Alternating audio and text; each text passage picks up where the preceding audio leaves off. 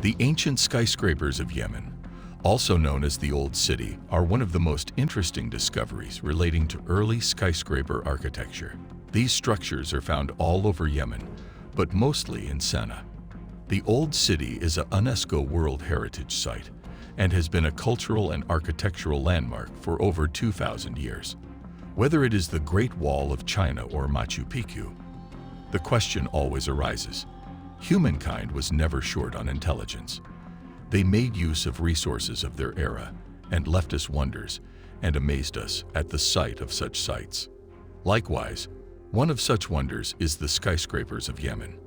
Was it an ancient civilization that built them, or did they get intelligence from another unknown culture? The ancient skyscrapers of Yemen are one of the most interesting discoveries relating to early skyscraper architecture. These structures are found all over Yemen, but mostly in Sana'a. This is the oldest example of high-rise buildings in the world. The skyscrapers of Yemen date back to the 8th and 9th centuries. 3 cities are more popular, namely Shibam, Sana'a, and Zabad, all with vertical high-rise buildings. One of the cities, Shibam, has been known as the first city with a vertical master plan, and it is also called the Manhattan of the desert. Sana'a is the capital of Yemen, and Zabad is located at the western coastal plain. All of these cities are recognized as the UNESCO World Heritage Sites and are hence protected. These cities are genuinely unique, and UNESCO is doing its utmost to preserve these sites. These are just skyscrapers built by people of those times. What is so unique about them? Everything decays the fact that these skyscrapers are made of mud dating back to the 8th century, and they are still in use. Some places have been converted to hotels and cafes, but the astonishing news is that the majority of these skyscrapers are still used as private residences by natives. Imagine generations of families living there, how solid and deep-rooted their families must be. The architecture of these skyscrapers is genuinely one of a kind, and it shows that people of that era were capable of telling what is good and what is not, and how to make an environment feasible for themselves. These buildings were constructed using natural materials, mainly of which was mud. The high-rises are perfectly suited and sustainable to the climate of the Arabian desert. The roof terraces double as being open-air bedrooms.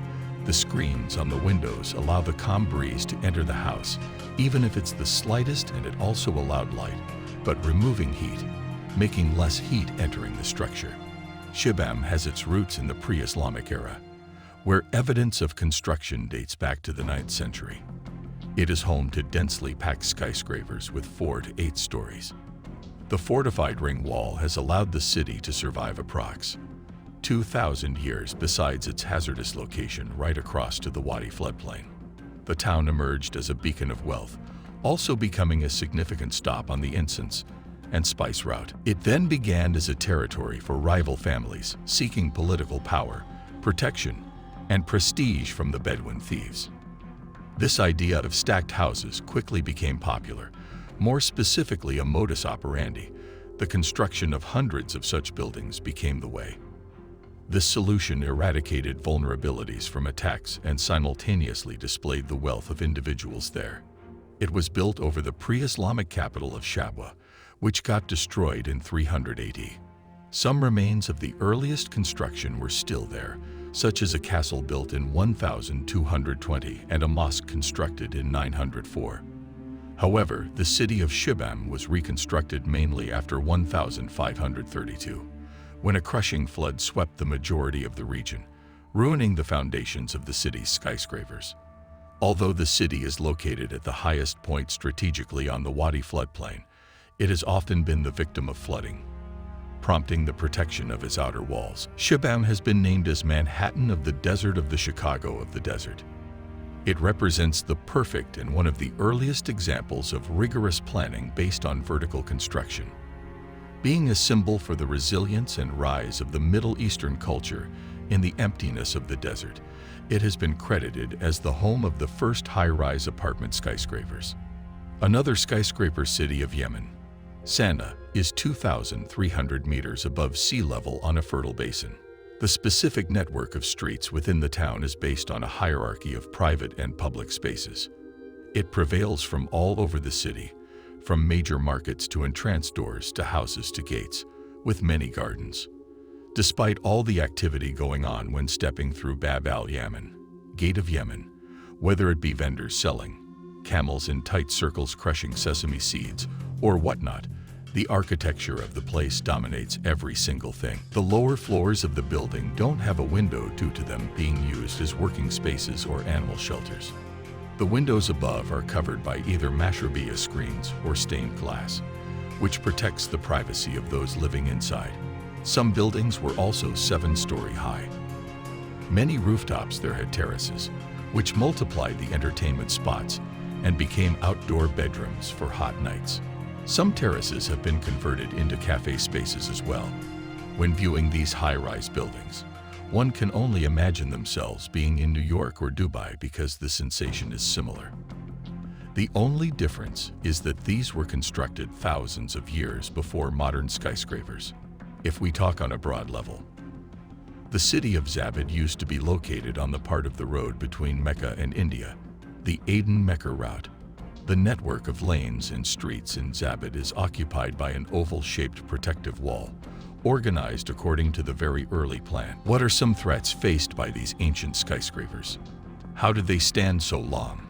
Although these buildings are truly one of a kind and amazingly constructed, they are constantly threatened by economic struggles, wind erosion, and war, which prevents residents from looking after their homes.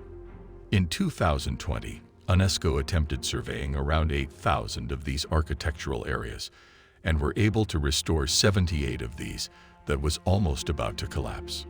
The loss is for all of humanity, as quoted by Maqdad, further adding that these buildings would be museum pieces, but in Yemen, they will remain homes. She expressed how she cannot begin to describe the pride of being part of a home preserved by generations and generations, and that they are a connection to our past. Shibam is also under constant threat, may it be rain, heat erosion, wind, or whatnot. A tropical cyclone in 2008 flooded Shibam, which damaged several structures and became a threat for the destruction of its mud-built skyscrapers. How truly amazing is it that our ancestors built everything with such delicacy and complexity, using all the natural resources available to them, and constructing such a substantial mass of bodies that are still standing solid and firm on the ground.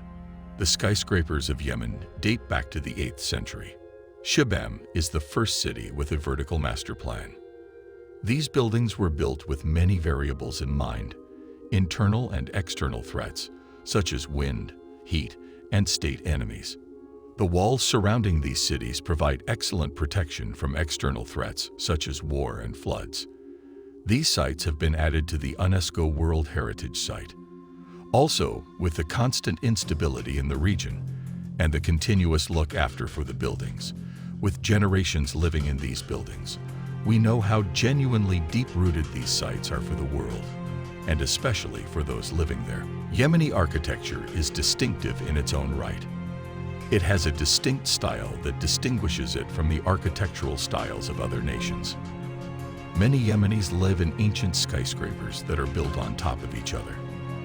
These buildings are not only residences but also serve as businesses, shops, restaurants, and more. Many ancient skyscrapers have been abandoned since the 1990s due to war and lack of maintenance, but there are still many residents living in them who refuse to leave their homes. Perhaps we need to dig deeper to find out why they were built and who built them. We may never know the true origins of the ancient skyscrapers of Yemen.